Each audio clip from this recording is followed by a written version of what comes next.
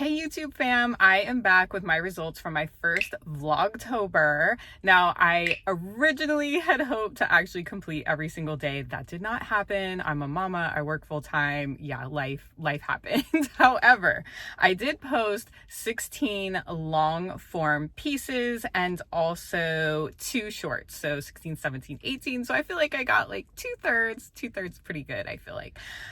So that was up from September. I had 9 long form videos. However, I had 6 shorts in September.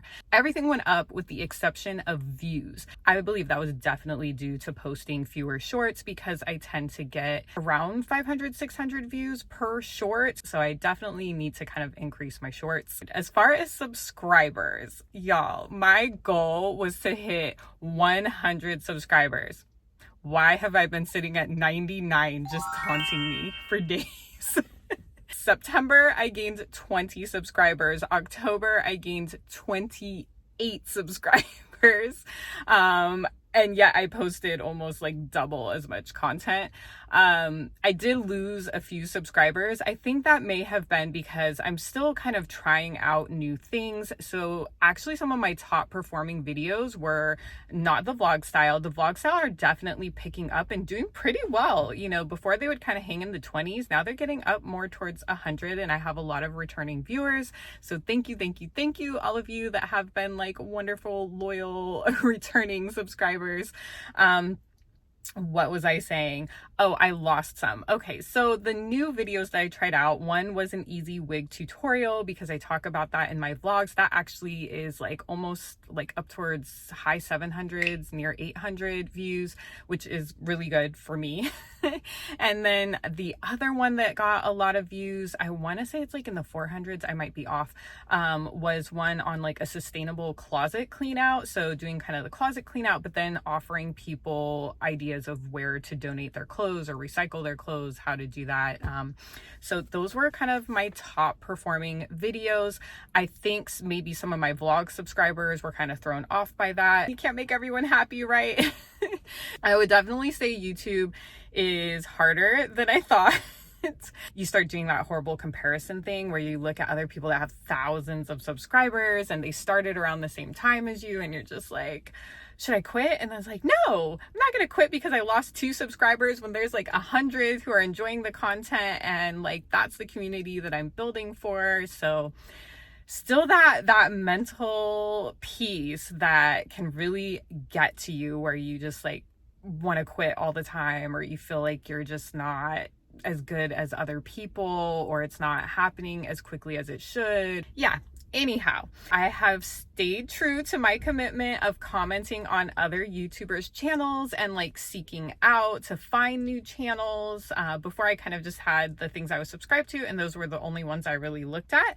But I've enjoyed checking out more new channels, especially new subscribers that are also YouTubers and getting to watch their videos on a weekly basis. I really love subscribers in other countries. I just love to watch and like see similarities and differences. It is really fun and intriguing to me. And then yeah, we've had some regular commenting back and forth, supporting each other's channels. So I really love and appreciate that. What did I learn from Vlogtober? I think I learned that I am capable of putting out more content than I think that I am. And I've sort of gotten more into a routine. I can edit a bit more quickly. However, if you've seen a couple of my vlogs, like my recent one, kind of like on death and Sixth Sense, that one did take me a long time because I added in tons of photos and video footage. And those are things that some of that footage is from years ago. So I have to go digging through thousands of albums and folders just to find the footage, let alone get it in through the video app and, you know, do my transitions and all that fun stuff. I know people are saying like the less editing, the better, but I just think sometimes that visual needs to be there, at least in my mind. My little perfectionist tendencies take over and it slows me down. I thought for the second kind of half of this little Vlogtober update, I would just kind of throw out some vlogging safety tips. You might already know some of these, and you might also have some things to add. So please drop those in the comments below. Would love to hear them. Of course, there's always inherent risk when you are posting your life online, and you need to, be as careful as you can. Some of the things that I do on a regular basis, if you're a new vlogger, that you might want to consider. Right now, I have my iPhone on cinematic mode. Often when I am out, I will put that on to kind of help blur out the background a bit. You also will probably notice that I don't usually say people's names. I will say my friend, my boyfriend, my child, and that is on purpose. I do have permission from every single person that is in my videos or their images in my videos. I get explicit permission from them, and they probably wouldn't mind me saying their names, but I just like to kind of keep it, I'm the one vlogging, you get to know me, and unless they want me to promote something with their name, then I usually do not do that. Another thing is to make sure that you are not shooting directly in front of your house, showing the front of your house, showing your street name, showing your license plate. Those are pretty common things that people will list off, but also there's the things that you can inadvertently show, such as notable like stickers, or if you have a really unique car color, that could be something that could be a bit risky to be posting. By stickers, I mean like something that might have your child's school name listed on it, like a bumper sticker or a magnet on your refrigerator. My friend Diane Decor, we were just talking about this, and she said she always has to be careful with screenshots that she doesn't have like her Amazon account pulled up, showing a zip code or an address, having pieces of mail in the background that might have your address or doctor's office or things listed on them. Also posting, of course, after you travel. You don't want people to know when you're going to be out of town, or you don't want them to know exactly where you're going so they would know to show up there. Not posting your exact schedules, kind of making sure that you aren't putting out your exact routine. If you've shot stuff at your gym and it would be really easy to figure out where your gym is, and then you post your gym schedule. Oh, on Monday, Wednesday, Friday, I go to my gym. Sorry, I'm just getting a text from my boyfriend that there are a bunch of police in our neighborhood, which is a little scary. So I'm going to check that out, and I will be right back. Okay, YouTube fam, we're literally talking about safety tips for YouTube, but can we talk about safety tips for neighborhood? I just found out that there was a carjacking in progress, right in front of my house, I guess. The person came and punched the victim in the head and was dragging her out of her car. It is broad daylight, y'all. It is 2 something in the afternoon right now. And luckily our police station is really close. 2 minutes, and they got there and were able to get the suspect in custody. The car, I hope the victim is okay. This is just what in the actual everything, this guy, when I stepped on my house yesterday, was kind of catcalling and all this commentary and stuff. And I'm just this is so uncomfortable. I had a neighbor come over maybe 2 weeks ago, and he told me that someone had broken into one of his cars. His car is right there in front of his house. These people are very bold, because they're just walking up. People have cameras everywhere. They do not care. They're just breaking into cars, apparently now broad daylight, punching people in the head, trying to steal their cars. Where do you think you're going with the car after you do that? And it's broad daylight and there's police all over the place. So anyway, I'm a little frazzled. Trying to figure out what we're going to do to make our home even safer. We already have cameras and things, but clearly that is not deterring people. We definitely have plans to move. We've been working on that for a while.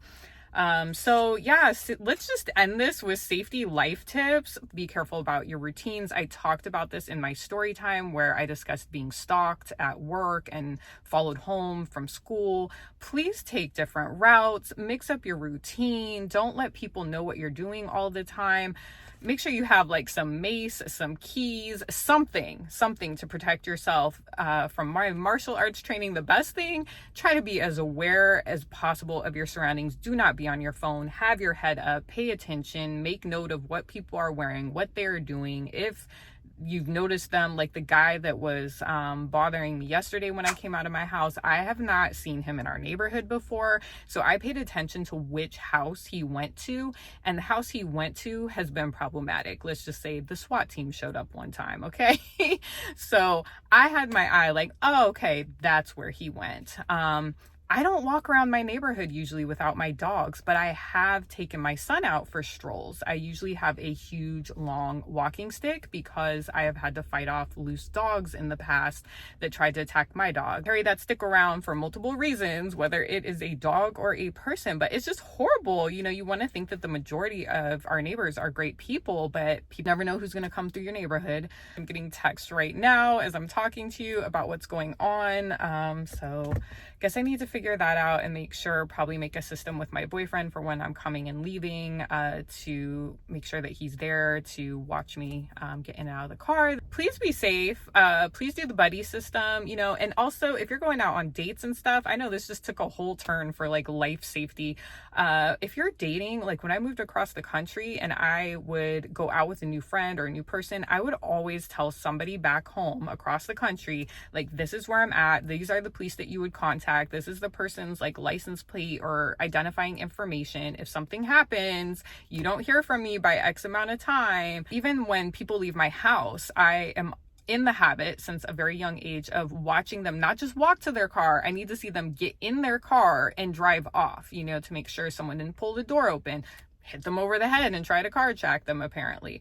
But this is why I do those things. Even when you think, I've been in my neighborhood for 10 years, I had never felt like super unsafe. There have been things that have happened, obviously, but nothing where I felt like directly I had been targeted, but this is way too close for comfort. Locking doors. I don't know if some people still leave their doors unlocked. When I nannied, there were people that left all their doors unlocked. I would go around locking them all after they left. You know, I'm not saying to be paranoid and terrified, but we got to do these basic things to at least try to create a layer of safety or something that gives us time to be able to protect ourselves if we should need to do so. This is an interesting video that went from Vlogtober to trying not to be a victim of crime. All right, everybody, I will update you once I have more to update you on. Until then, thank you for watching. Please don't forget to like and subscribe. And remember that I am a mama YouTuber. So if you're not quite into that, then just check back each month for my update videos, and I will see you soon.